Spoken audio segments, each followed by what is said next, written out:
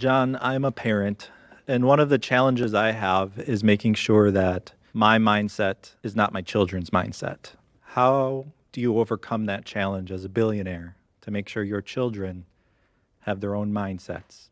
That's hard to do because they live with you and they hear you. The interesting thing about life is you get older, you start listening to your children, you're like, they're stealing all my shit.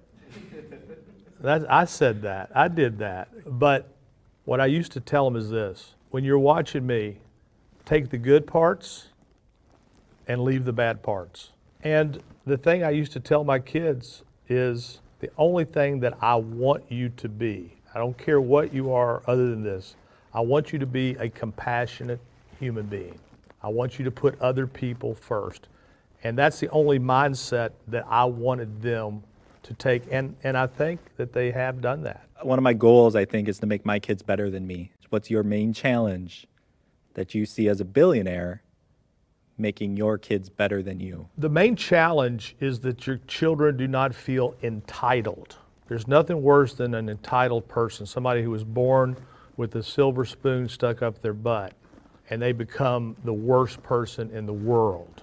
I never bought my kids nice cars because I knew they were going to be dinged. And you have to make your kids work. You have to have consequences that are consistent. But the main thing you have to do, if I was giving advice as a parent, you got to spend a whole lot of time. It's all about the time. And remember this: your child is one friend away from total disaster. And when you see that friend, you got to separate that friend as hard as it is. So you just mentioned that when you have a child who is having a friend that you find them to be not good for them, essentially, that you have to do what you can to separate them.